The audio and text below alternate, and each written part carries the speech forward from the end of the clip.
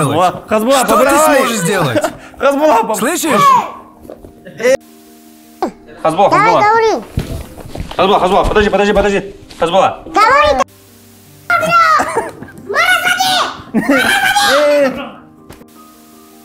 Hasbullah versus Abdulrazik, un combat qui fait polémique. Pourtant, cette altercation entre ces deux jeunes gens traduit une vérité criante sur ce qu'est vraiment l'humanité. Et à travers cette vidéo, tu vas découvrir une clé qui pourrait transformer ta vie. Alors, regarde ça.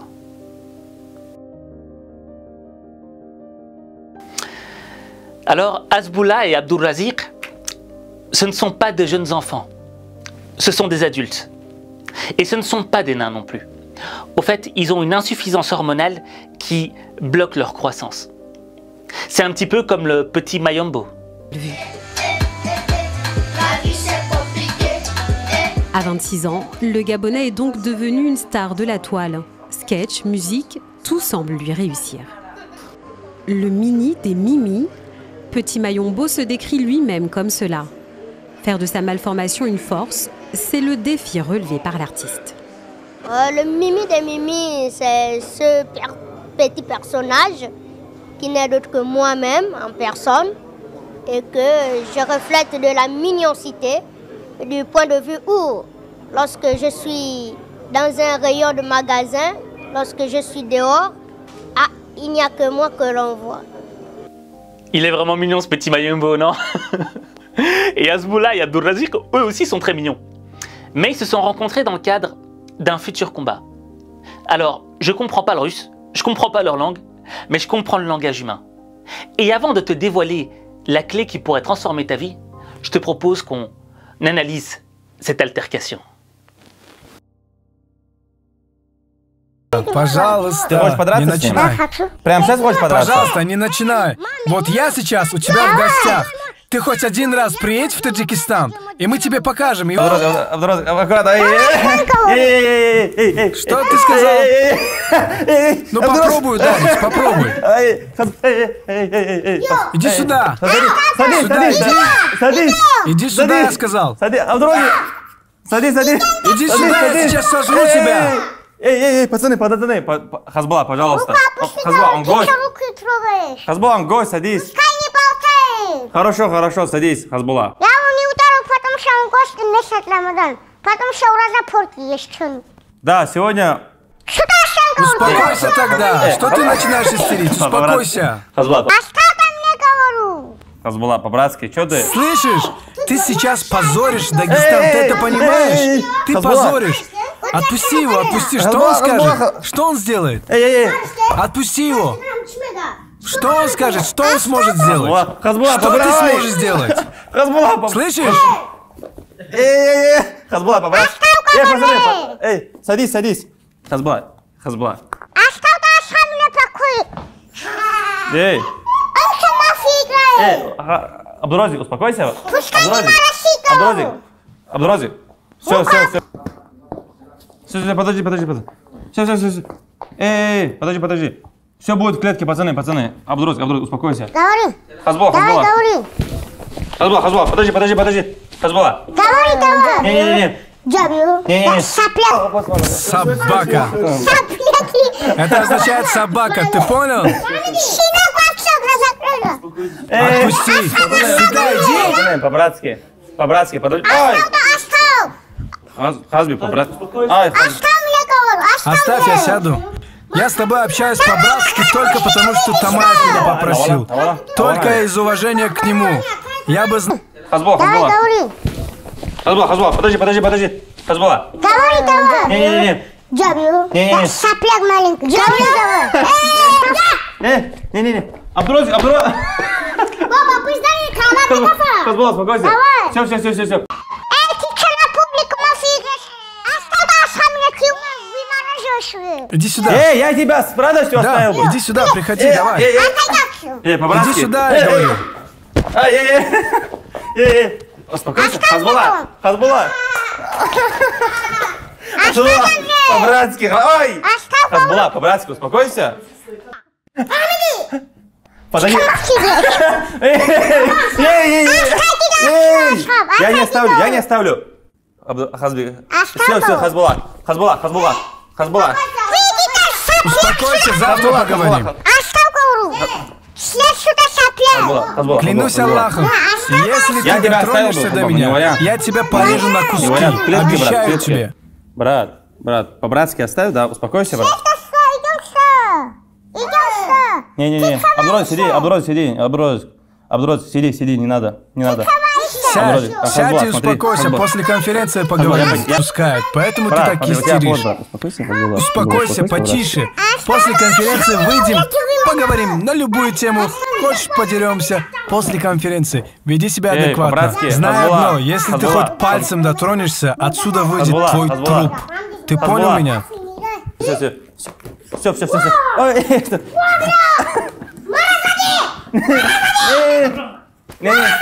Не. Все.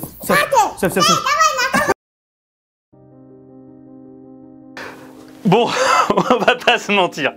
C'était super mignon. Tu vois ce que je veux dire?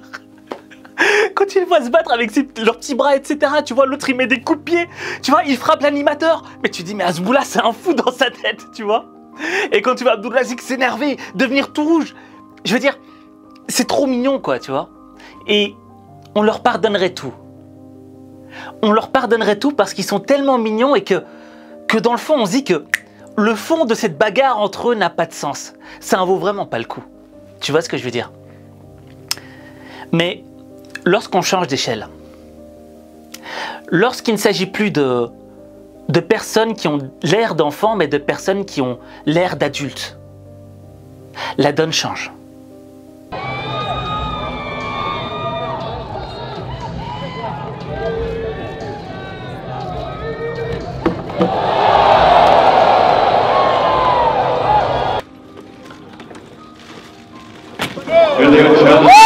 Ladies and gentlemen, first,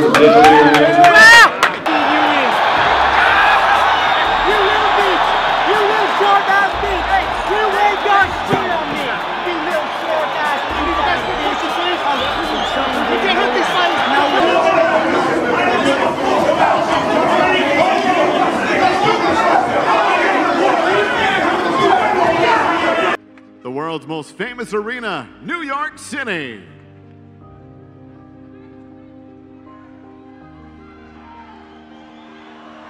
Lennox Lewis.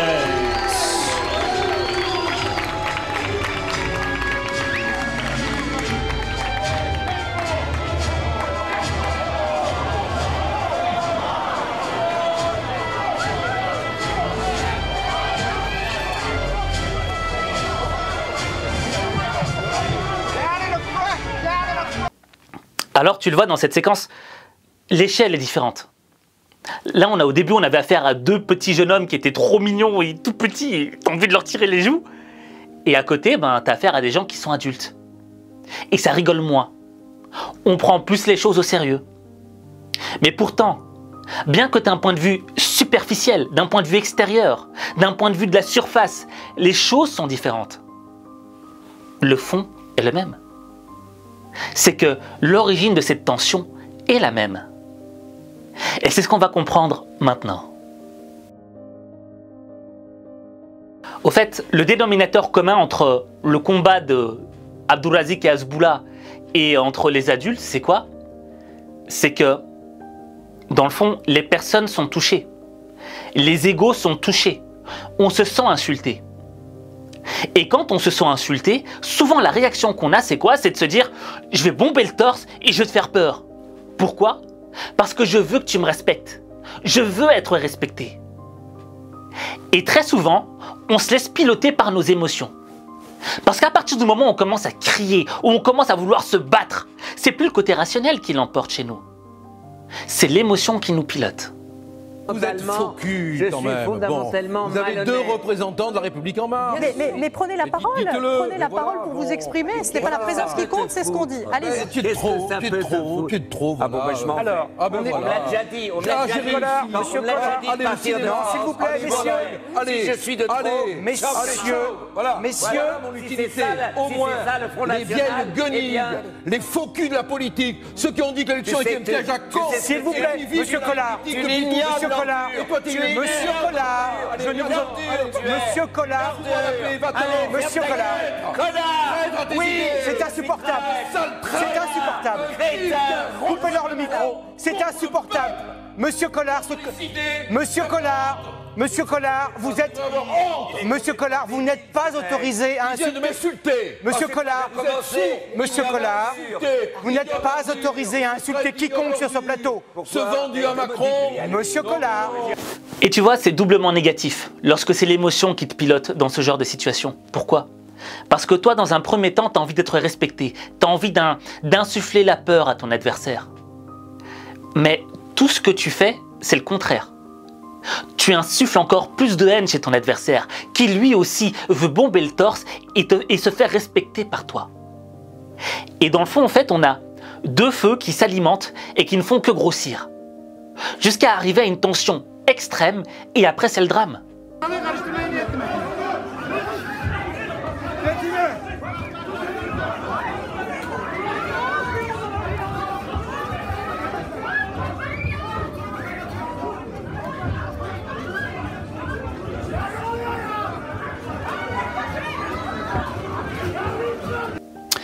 Or, ce genre de choses, ce que ça produit au fond de toi-même, ce sont des émotions négatives.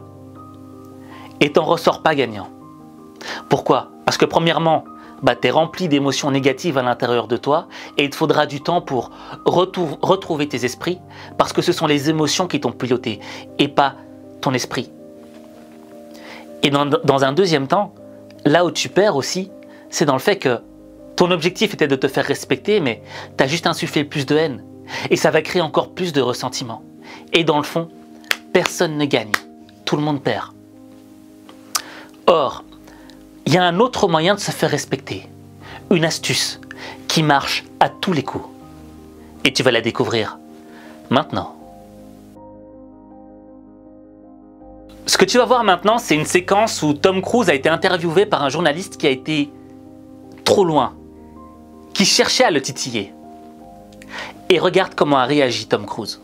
Was Nicole the love of your life? What do you mean, Peter? You were married for 10 years. Listen, we raised children. You know, I mean, how do you answer that? How do you answer that question? She's someone that I plan on getting married again. You do? Oh, absolutely.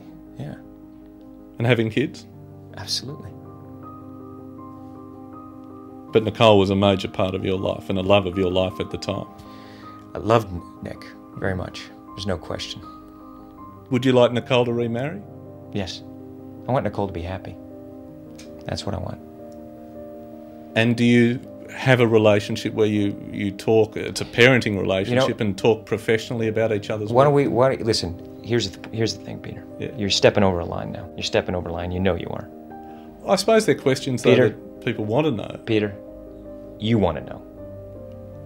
Take responsibility for what you want to know. Don't say what other people. This is a conversation that I'm having with you right now. You're right. Okay, so I'm just telling you right now, okay? Just put your manners back in. Do you think I was out of line? Yes, absolutely. Well, I apologize for that sincerely. Good. Donc tu vois, dans cette séquence, on sent bien que Tom Cruise, il est touché. On sent bien que la tension monte. Pourquoi? Mais c'est tout à fait normal. Lorsqu'on commence à rentrer dans ton intimité, lorsqu'on commence à te poser des questions qui sont déplacées, t'as la haine qui commence à monter en toi. Et là, Tom Cruise, l'intelligence émotionnelle dont il a fait preuve, c'est que il a senti qu'il commençait à se laisser piloter par ses émotions. Et il a vite repris, je veux dire, le volant avec le rationnel. Et là, il explique au gars devant lui, droit dans les yeux, t'es en train de dépasser une limite.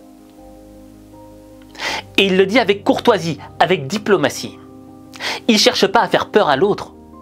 Il cherche à faire comprendre à l'autre que ce qu'il est en train de lui faire, c'est irrespectueux pour lui. Et l'autre, t'as bien vu le journaliste, le journaliste, c'est un journaliste, mec là.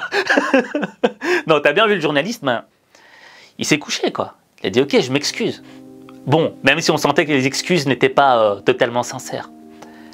Mais toute l'idée du jeu, elle est là, en fait. C'est que pour te faire respecter, t'as pas besoin de faire peur aux autres.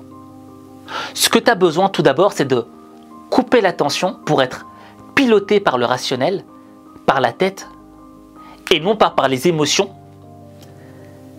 Et ensuite, imposer tes limites. Et quand tu imposes tes limites, mais que tu restes droit et que tu arrives à te maîtriser, c'est là que tu inspires le respect. Parce que tu dégages quelque chose. Là, Tom Cruise, il inspirait le respect. On sentait qu'il dégageait quelque chose, qu'il dégageait une maîtrise de lui-même. Et ça vaut le respect. Je ne sais plus où j'avais lu cette citation, mais elle disait « La meilleure des victoires dans la guerre, c'est celle où on n'a pas besoin de combattre. » Et c'est pas faire preuve de lâcheté, mais plutôt faire preuve d'intelligence. Tu sais, dans la vie, il y a des gens qui vont te provoquer, qui vont chercher à te faire réagir. Et s'ils voient que tu es piloté par les émotions, que tu es dans la haine, que tu es fâché, que tu es énervé et que tu n'arrives plus à te contrôler, ils auront gagné. Regarde un petit peu les extraits avec Hasboullah et Abdurazik. Quand l'un d'entre eux s'énervait, l'autre rigolait. Parce que dans le fond, il avait gagné.